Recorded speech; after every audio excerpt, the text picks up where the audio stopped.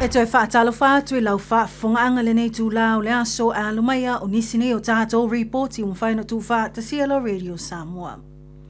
E toi se fulma le ono tangata ua tāo fia nei leo leo, whapeai ma le tele o whala au whaasaina, tu sale ma le ono tesi ma le 5 miliona tala New Zealand lona taua whai, I si tasi o swainga tele ale au nanga I whai tu o rotorua ma au kilani. O se tasi o ngā luenga o lo tau lai I le tau whiai o ngā yoinga whaasolo tu la whono, ai la tau o tā ua o criminal groups. Whamawina e le tai leo leo a siasi o se leo leo sue whaapito foi, Detective Inspector Daryl Pilbrow, le māua ai e leo leo, le te leo whale maututongi po rental homes, ua suia I la tau nei a vea mano whanga tuto ma teo maluai whala au whaasaina o le marijuana. Whamawina I reporti le New Zealand Herald mai le oswhainga na mulmawina ai le tumu o whale I la au marijuana I tūlanga ese wa iai le ola o le la au. Whapea foi le vaai ai foi o le tele o mōli e whaapipi I solo I whale, ma nisi o mea whainga luenga e whaonga mo le ola lau isiusi ai o le la au marijuana. Ma aua le mulmawina e leo me tutia o whaatino e ia tangata ina ia awa lava ne maua e nisi o ia la au whaasaina. E le ngata I lea a ua whamawina fo I le sue ina I leo le ave whaanga o iai I lātou nei ua mōlia o le eletise. Ma o ai lava I tūlanga o le tūlai mai o ni mū. Ma tau wau ina lamati ai so I fua maolo tangata ino no fotua oi. E toa se funu ma le lua o tūlai luma o le whaamsinonga whaitu malo I rotorua. I molianga e au fiai le tutoina o la au whaasaina o le marijuana po le cannabis, o le umia o ia la au whaasaina ma le whaamuemoe e whaatauina atu, ma le umia ino mea whainga luenga e whao ngā mole tutoina o whala au whaasaina. O nisi o lo molia o whailolo lātou mana nao e tīpoti o lātou wātu nuu. O lo whaawau peso e sue ngā leo ma le tele o tusi whaatanga po search warrant o le a whaatino I au kilani ma Bay of Plenty, ma e iai le taltonunga e ono iai fo I nisi e tawhia whaapangota ma molia mai. Ua whautoina fo e le au nanga o leo I lātou e ona ina whale maututongi, po landlords ina ia mata I tū le lei whale ini ngā yoinga whaasotu la whono, e peo le tā punipuni ai o whaamalama, o ni masini e seasea wa ai al whaonga mō whale, ma le whaonga ai o tupe le tele o whetu na inga po o cash payments, ma le suia o vaenga I le mita o le eletise. Inisa tala ua tuina mai nei se fuafuanga fōa le mālo I wheso soni mo I lāntolo o sa I liani ngā luenga po job seeker support. Ma o whaalia I suinga o fuafua nei e ono a awhiai le tusa ma le lua awhe fitu se lau o tupulanga talavou, ma le se fulu valu le se fulu iwa tausanga le mātutua. O I lātou o loo a awhia ini ngase o ni manuanga whaapea o loo iai ni a awhianga tu mau soifua.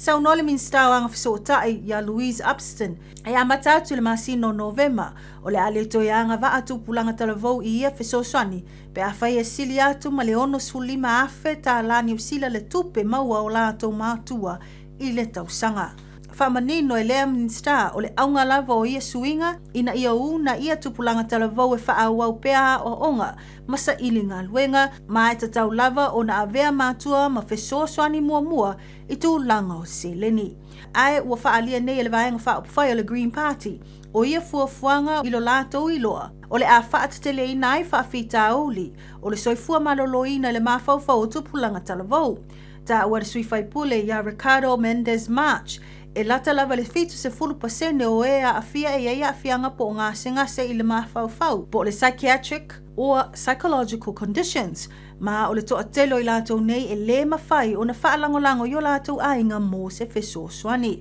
A watali le malo o le a whaatu mawina pea, le iai o le ngaluenga e pui ai ngai ala ni whesoswani, mō I lātou e le mawhai o na maua whesoswani mai ainga.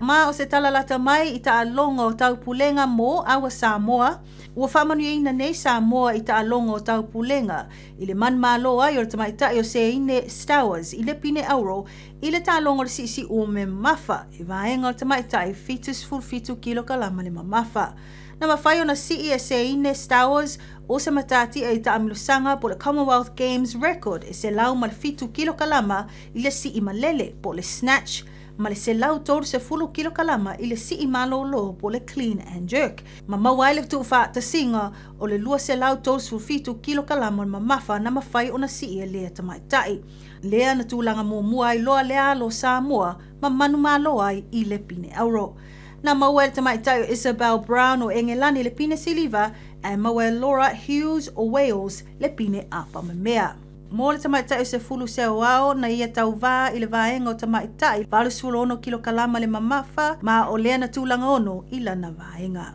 I le tu pau ali sa tau sinio Emmanuel Shalom pa lota o li masao I le vaenga o li iwa sufa kilo kalama le mamafa ma sa le manuia ana tau mawhainga I le anga wa atu wai I le sa ili ai o se pine peitai na tūlanga ono o ia I le vaenga iwa sufa kilo kalama mamafa mua li I. Mai ta longo fai pelenga na manmalo le sui o initia ya narenda ya Michael Seko o le tātou au I le tamirisanga fai o le vaenga o li e silia ma le iwa se fulu kilo kalama le mamafa.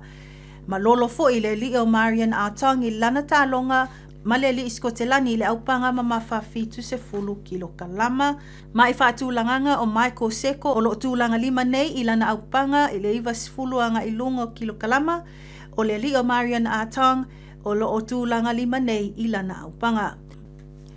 Na sa ili avanoa foi nuu tui le whano mo le tongi pulu mamafa a tamaitai mo e sauwhangama anga wa atu mo le tamirisanga pito I lunga. E le manuia na tau mawhainga le sauwhanga atu I le vaenga pito I lunga e na tūlanga se fulmaritasio I le vaenga o tamaitai o le shotput I ta alonga a Feliti. O nisi na o tātou report I mwhaina tu whātasia lau Radio Samoa mo lau whaafunga anga, whaaftai whaafunga mai tō whaasoifua.